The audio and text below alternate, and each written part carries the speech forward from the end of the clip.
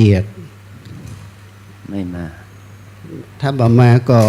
เลื่อนเป็นแม่อำไพบุญสูงครับ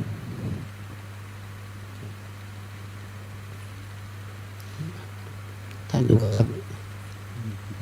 มาถ้าบ่มาก็เลื่อนเป็นลำดับที่9คุณธัญรัตน์ทวัฒน์มงคลศักดิ์ครับบ่มาเหมือนกันนะครับอันเอาคนที่อยู่ที่นี่ก่อนเลยก็ได้ถ้าอ่านไปก็จะยาวเอาพี่มวยก็ได้ครับสาธุสาธุครับ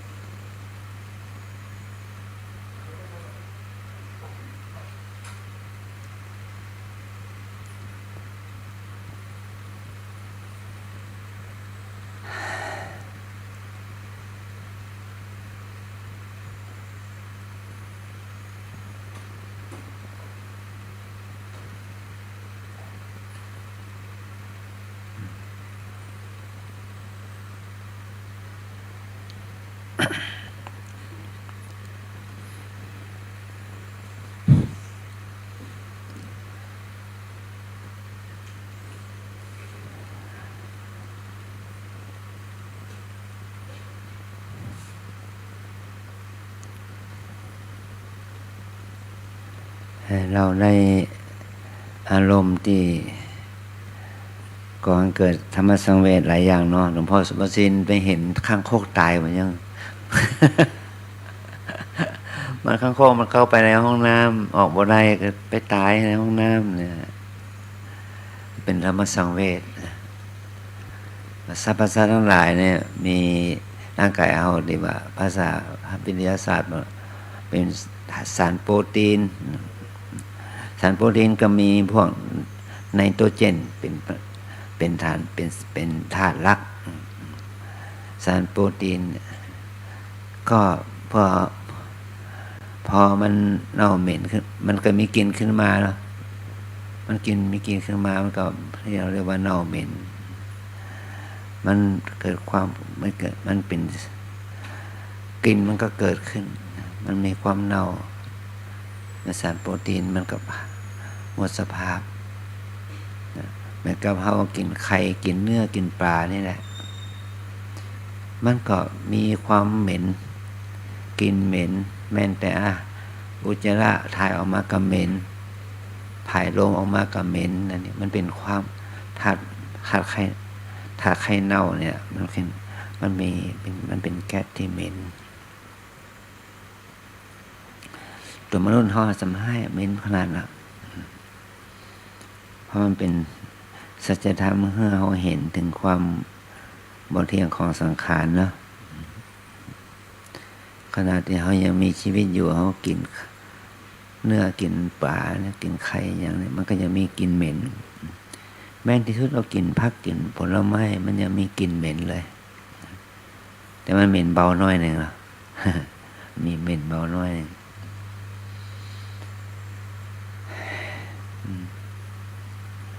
บางวัน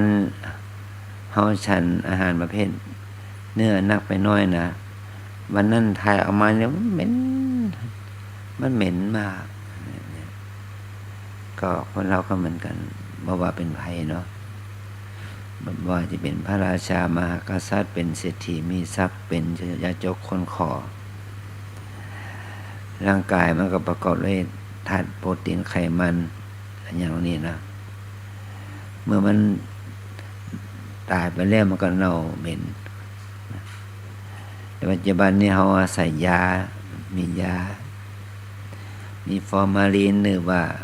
ใช่เครื่องเย็นให้มันเย็นมันบ่เน่ามันบ่เหม็นบ่เน่ามันก็ทำให้เขาบ่ได้อย่าเขาจะรู้สึกบ่ได้รังเกียจนะมันก็จะเกิดขึ้นกับเฮานะเนี่ยคือมนุษย์เราเนี่ยมันมีความตายเกิดขึ้นก็เหมือนกับว่าจะเป็นภัยก็ตามจะเป็นทหารกล้ามันก็ตายไปแล้วก็เป็นเน่าเหม็นเหมือนกันเนี่ยมีอีแรงอีกามาจิกกินเหมือนกันเพราะชีวิตของคนเรามันก็มีร่างกายเสมอกันที่หลวงพ่ออธิบายว่าประกอบด้วย ร่างกายนี้ประกอบด้วยธาตุสี่ธาตุดินน้ำไฟลมธาตุมีความเป็นซากศพอยู่นั้น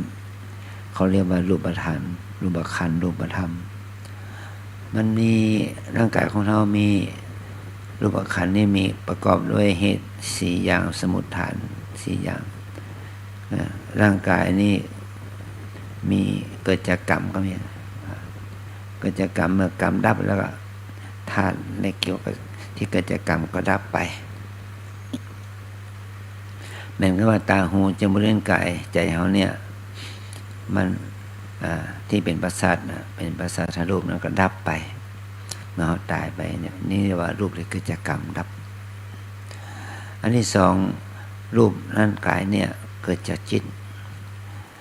จิตตสรูปรูปที่เกิดจากจิตเมื่อจิตดับรูปที่เกิดจากจิตก็ดับไปนี่มันรูปที่เกิดจากจิตนี่หมายความว่าเมื่อคนยกตัวอย่างเขาเป็นคนเนี่ยเขาดีใจแล้วก็น่ากินหน้าบานสีสันวันนะทางผิวพรรณกับพองใสอันนี้คือรูปที่เกิดจากจิตถ้าเกิดอารมณ์โกรธล่ะหน้าตาดำค่ำหรือหน้าแดงดำค่ำอันนี้คือรูปที่เกิดจากจิตสีสันวันนะก็เกิดจากจิตโกรธ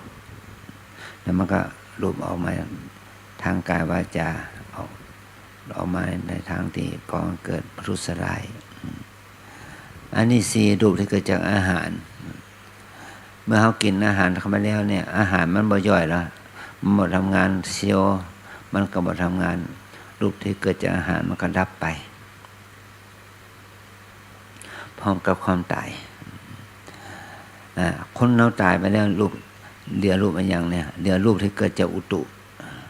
รูปที่เกิดจากอุตุก็คือร่างกายที่เป็นตัวเฮานี่แหละที่มีแขนมีขามีมือมีเท้าถ้าเฮาเป็นมนุษย์เราก็เป็นคนเป็นซากศพถ้าเป็นสัตว์เดรัจฉานนะงัวควายหมูเป็ดไก่ล่ะเขาก็เรียกว่าเอาเนื้อมาบริโภคนะเนื้อที่เฮาเอามาบริโภคนั่นแหละนะหัวใจตับไตไส้ปอดอวัยวะน้อยใหญ่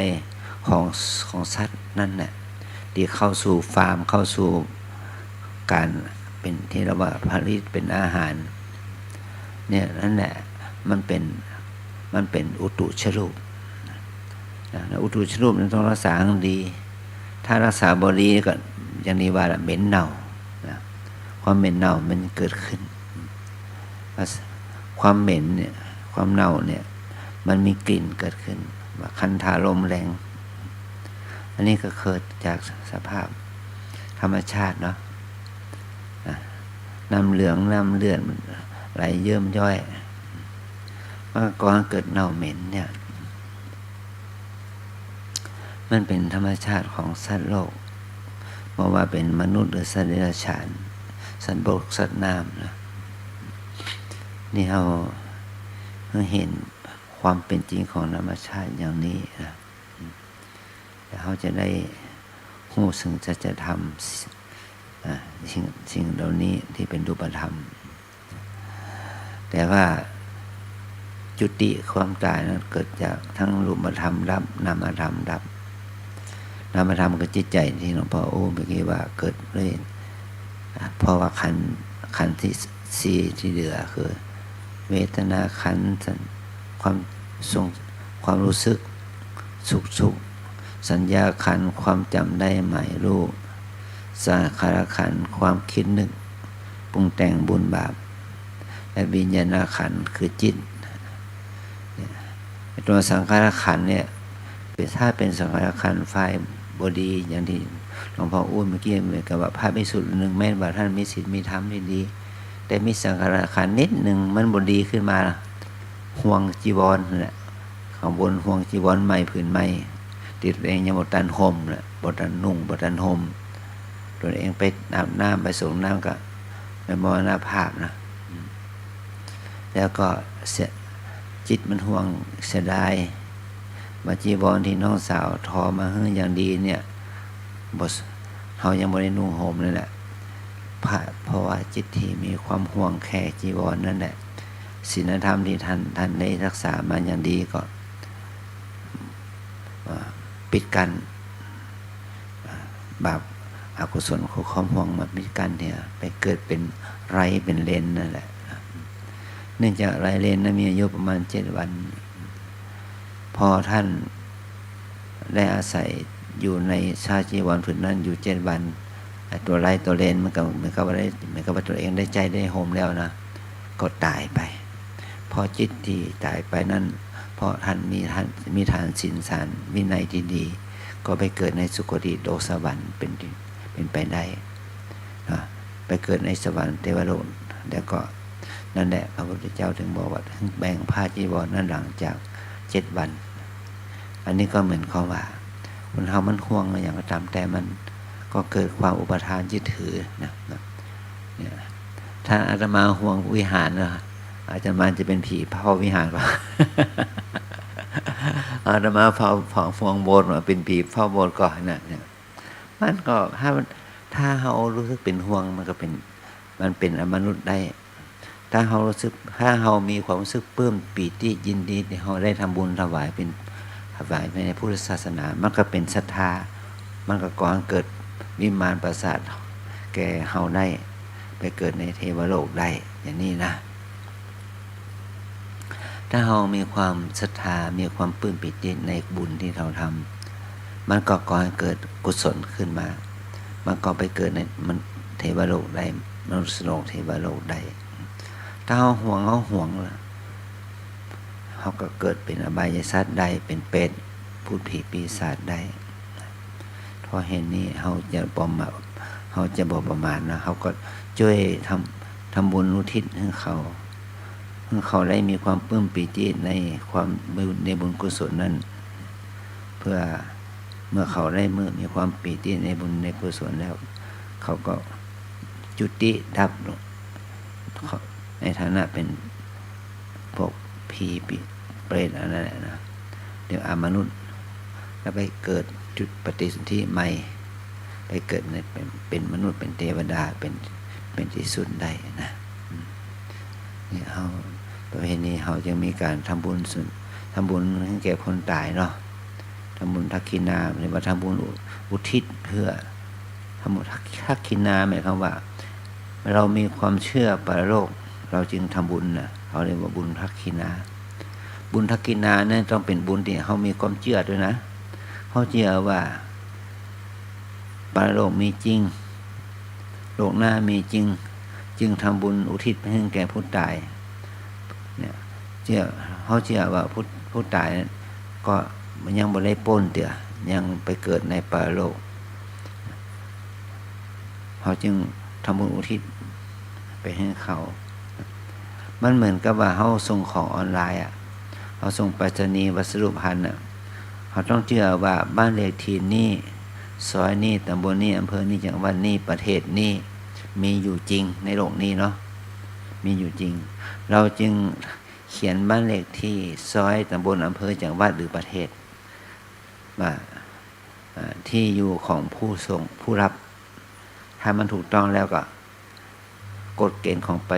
ปรษณีย์นะเปิ้นก็ต้องส่งตามนั่นมีราคาส่งตามนั่งนะถ้าส่งในประเทศนี่คิดกี่บาท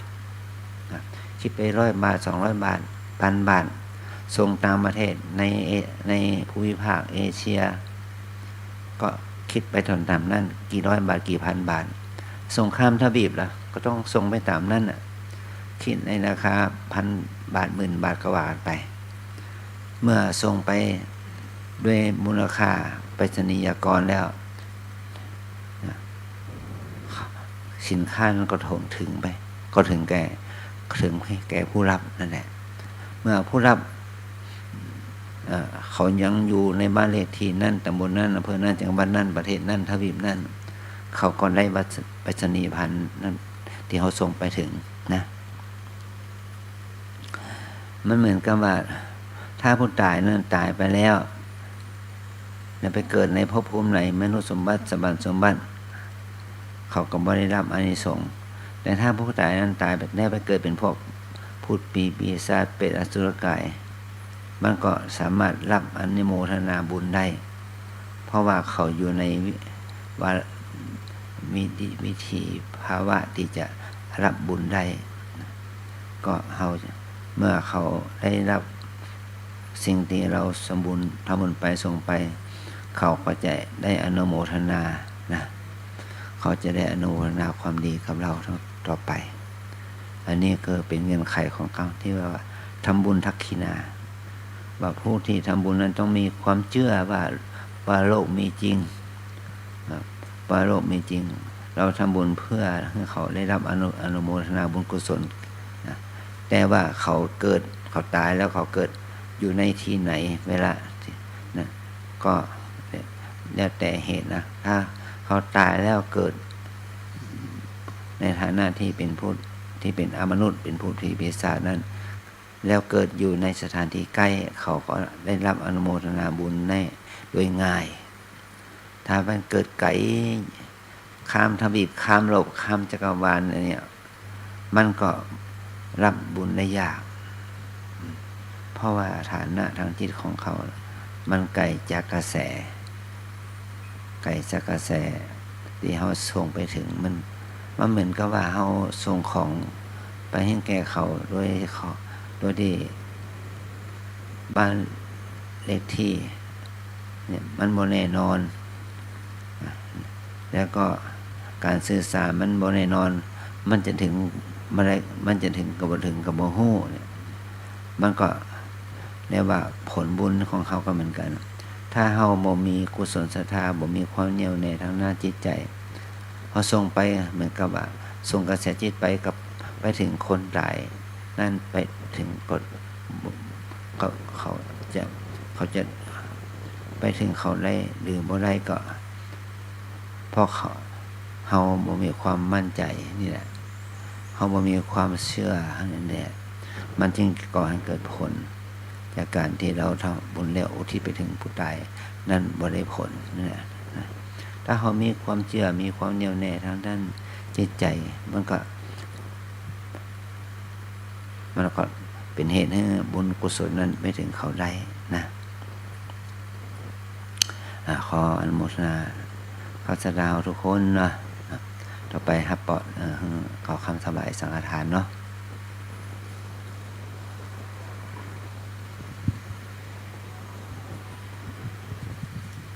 ต่อไปขอเชิญทุกท่านกล่าวคำถวายตั้งนะโมพร้อมกัน3 ครั้งนะครับหันธรรมยังพุทธสสะภะคะวะโตปุพพาคณมะการังกโรมาเซนะโมตัสสะภะคะวะโต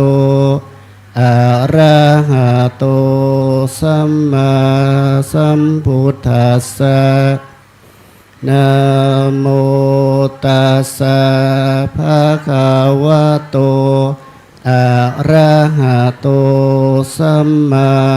สัมพุทธัสสะนะโม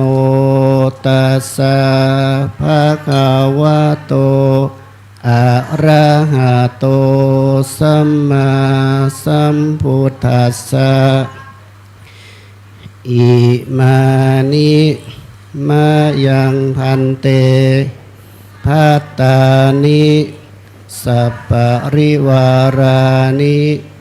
ภิกขุสังฆัสสะโอโนชยามะสาธุโนพันเตภิกขุสังโฆอิมานิปัตตานิสัพปริวารานิปฏิคันหาตุอัมหากังทีฆรตังหิตายะสุขายะข้าแต่พระภิกษุสงฆ์ผู้เจริญ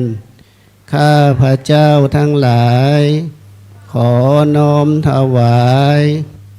ภัตตาหารกับของอันเป็นบริวารทั้งหลายเหล่านี้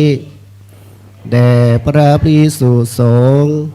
ขอพระภิกษุสงฆ์จงรับภัตตาหาร กับทั้งบริวารทั้งหลายเหล่านี้ ของข้าพระเจ้าทั้งหลาย เพื่อประโยชน์และความสุข แก่ข้าพระเจ้าทั้งหลาย มีบิดามารดาเป็นต้นด้วย ตลอดกาลและนานเทอญ สาธุ ขอเชิญทุกท่านเตรียมน้ำยารับพรจากพระสงฆ์หมู่ใหญ่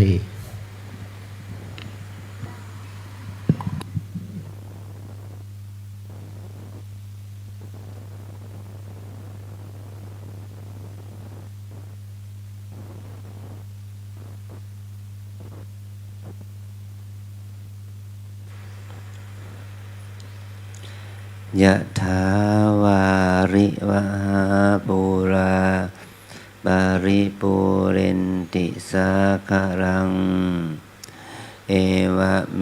วะอิโตตินังเปตานังอุปกัปปติอิจิตังปฏิตังตุมหังคิปะเมวะสมิจตุสัพเพปูเรนตุสังกปปาจันโทปนะระโสยถามณิโชติระโสยถา สัพพิติโย วิวันจันตุสัพพะโรโควินัส สัตโตมาเต เตภวันวันตรายโย สุขี ทิคายุโกภวะอภิวาทนาสีริ สานิจัง มุนทาปัจจายโนจัตตารโอ ธรรม มาวันทันติอา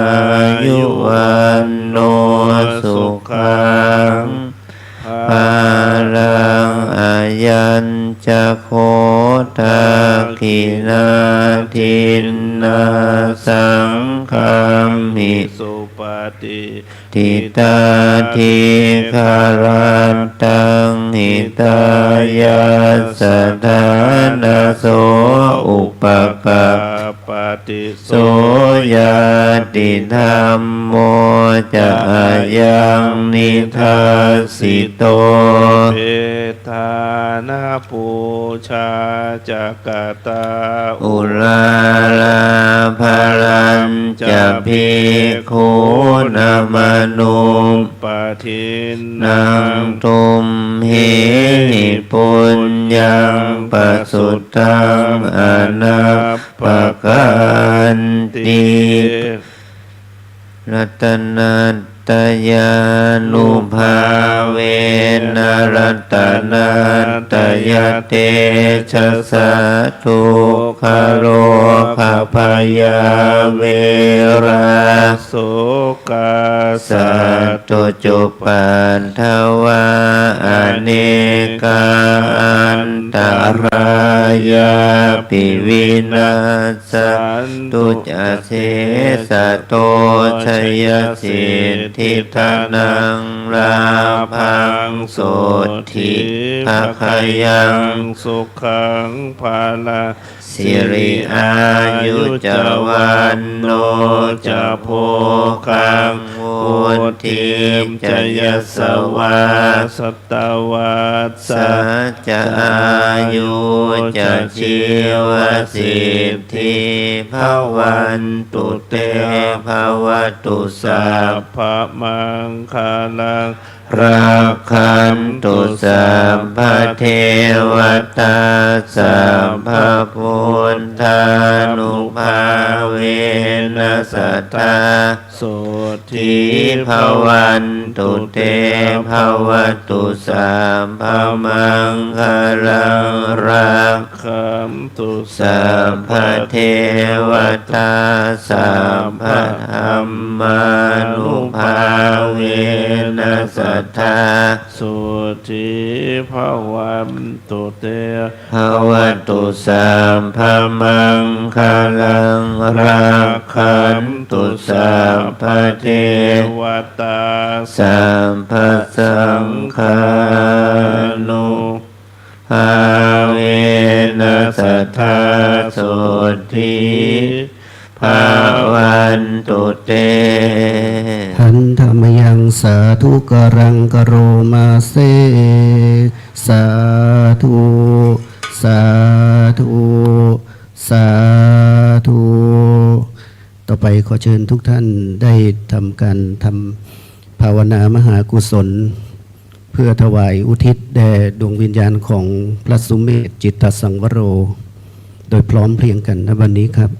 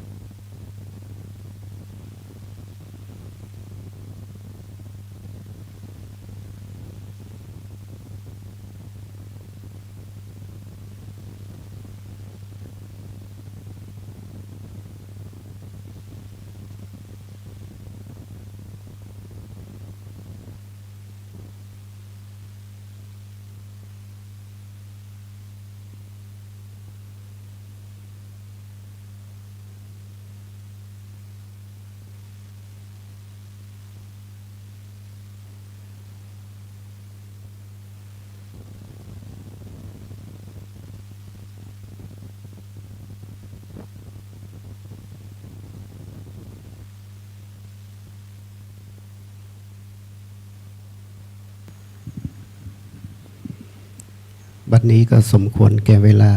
ขอเชิญทุกท่านได้แผ่เมตตาพร้อมกันนะครับ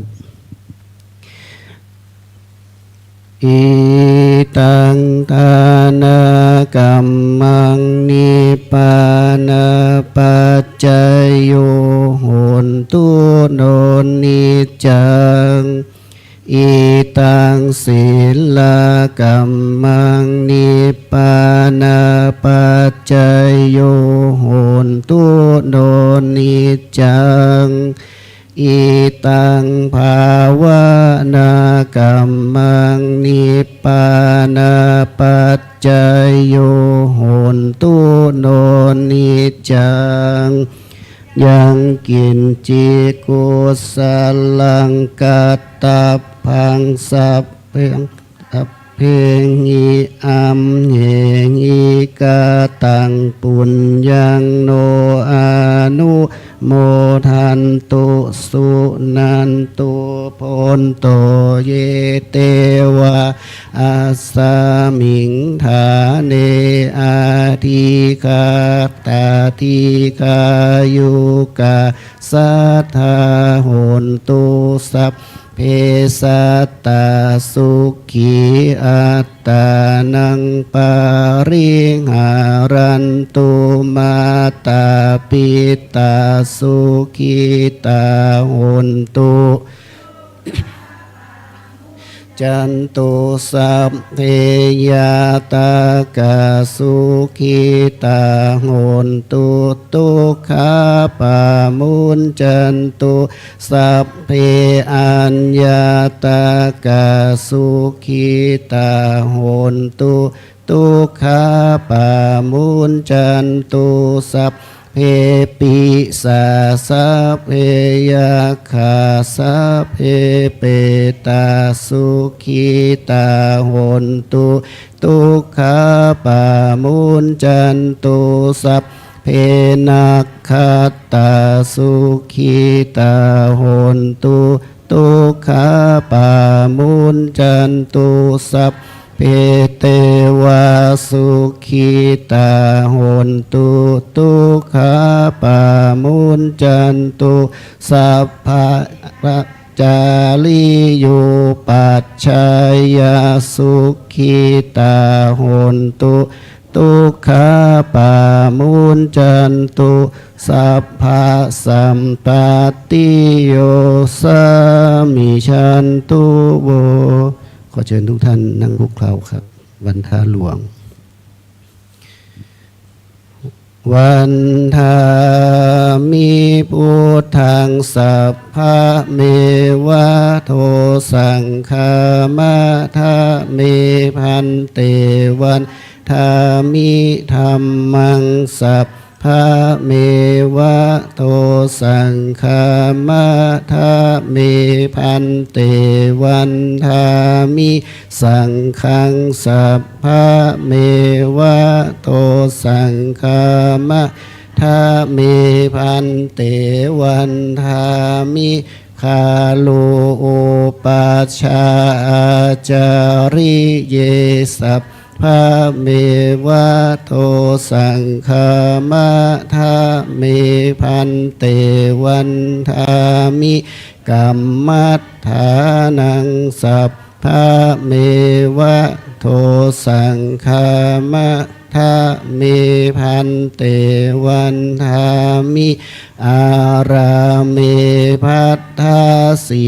มังพระเมวะโทสังฆามะทะเมพันเตวันทามิเจติยังสัพพังสัพพัทธาเนสุปฏิทิตาสรีราธาตุมหาโพธิงพุทธารูปังสักกาลังสัทธานาคาโลเกเทวะโลเกพลัมมาโลเกชัมพูทีเปลังกาทีเปสลีรัธาตุโยเกสาธาตุโยอาระหันตาธาตุโยเจติยังคันธากุติงจตุ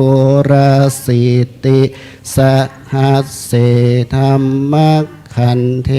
สัพเพสัมปาทาเจติยังอังหังวันทามิสัพพะโสอัญชลีวันทาอภิวาทอัญชลีวันทาอภิวาทอัญชลีวันทาอภิวาทอัญชลีวันทาอัญชลีขอเชิญทุกท่านน้อมกราบท่านเจ้าคุณพระอาจารย์ประธานสงฆ์ในพิธีโดยพร้อมเพรียงกันครับสาธุวันทามิพันเตสัพพังอาปาระหังคามาทามิพันเตมยากาตังปุญญังสามินาอนุโมทิตพังสามินากาตังปุญญังไมหังคาปัสสังสาธุสาธุอนุโมทามิ จัตตารโอธรรมาวัฏันติอายุวันโนสุขังภะลัง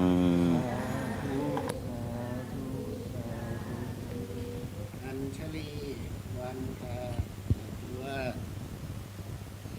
อัญชลีวันทาอภิวาทอัญชลีวันทาอภิวาทอัญชลีวันทาอัญชลี นะโมตัสสะภะคะวะโตอะระหะโตสัมมาสัมพุทธัสสะนะโมตัสสะภะคะวะโตอะระหะโตสัมมาสัมพุทธัสสะนะโมตัสสะภะคะวะโตอะระหะโตสัมมาสัมพุทธัสสะยัคเคพันเตสังโฆชานาตุขอพระสงฆ์ทั้งปวงจงฟังคำของข้าพเจ้าบัดนี้ได้มีทายกทายิกาผู้มีจิตศรัทธาเลื่อมใสในพระพุทธศาสนาได้พร้อมจิตพร้อมใจน้อมนำมาซึ่งภัตตาหารขนมข้าวหวานพร้อมด้วยของที่เป็นบริวารทั้งหลายมาถวายเป็นสังฆทานแด่พระภิกษุสงฆ์อันว่าสังฆทานนี้ย่อมมีอานิสงส์อันยิ่งใหญ่สมเด็จพระพุทธองค์จะได้จำเพาะเจาะจงว่าเป็นของภิกษุรูปหนึ่งรูปใดก็หามิได้เพราะเป็นของที่ได้แก่สงฆ์ทั่วทั้งสังฆมณฑลสมเด็จพระพุทธองค์ตรัสว่าให้แจกกันตามบรรดาที่มาถึง ฉะนั้นบัดนี้ข้าพเจ้าจะสมมุติตนเป็นผู้แจกของสงฆ์พระสงฆ์ทั้งปวงจะเห็นสมควรหรือไม่เห็นสมควร ถ้าเห็นว่าไม่เป็นการสมควรแล้วไซร้ขอจงได้ทักท้วงขึ้นในท่ามกลางระหว่างสงฆ์อย่าได้เกรงใจ หากเห็นว่าเป็นการสมควรแล้วก็จงเป็นผู้ที่นิ่งอยู่ บัดนี้พระสงฆ์ทั้งปวงนิ่งอยู่ข้าพเจ้าจะรู้ได้ว่าเป็นการสมควรแล้วจะได้ทำการแจกของสงฆ์ต่อไปณการบัดนี้อายังปัทมภาโคมมหาเถรสะปาปุนาติ ส่วนที่หนึ่งย่อมตกถึงแก่พระมหาเถระผู้ใหญ่ที่อยู่เหนือข้าพเจ้าอาวะเสสาภาคาอัมหากังปาปุนันติ ส่วนที่เหลือจากพระมหาเถระผู้ใหญ่แล้วย่อมตกถึงแก่ข้าพเจ้าทั้งหลายตามบรรดาที่มาถึงพร้อมกันทุกรูปแต่จนถึงพระมัชชิมาพระนวกะและภิกษุณีเหลือจากนั้นให้ตกถึงแก่สัมมเนรเหลือจากสัมมเนรแล้วให้ตกถึงแก่แม่ชีโยคีอุบาสกอุบาสิกาผู้ที่ถือศีล8และศีล5กันไปตามลำดับชั้นส่วนที่เหลือจากนั้นให้ตกถึงแก่ผู้ที่มีส่วนเกี่ยวข้องและช่วยงานในวัดกันทุกคนทุกท่านเศษอาหารที่ทานเหลือหรือตกหล่นลงพื้นปฐพีแล้วบรรดาสรรพสัตว์ทั้งหลายสัตว์เล็กสัตว์น้อยสัตว์ใหญ่ทั้งหลายนำไปกินกันเพื่อความอยู่รอดต่อไปโดยไม่เป็นโทษและไม่มีกรรมข้าพเจ้าแจกทานมาในครั้งนี้หากพระสงฆ์ทั้งปวงเห็นว่าถูกต้องตามพระวินัยแล้วก็จงให้ขันธสัญญาณสาธุการขึ้นพร้อมกันทุกรูปด้วยเทิน ขอเชิญทุกท่านกล่าวลาพระกลับบ้านก้มลงนะครับ หันทธานิมายังพันเตคัจฉามะพหุกิจจามะยังพหุกรณียา ยัสสะธานิตุมเหกลังบัญญาธา สาธุพันเตสาธุพันเตสาธุพันเต กราบคณะสงฆ์แห่งครั้งหนึ่งนะครับ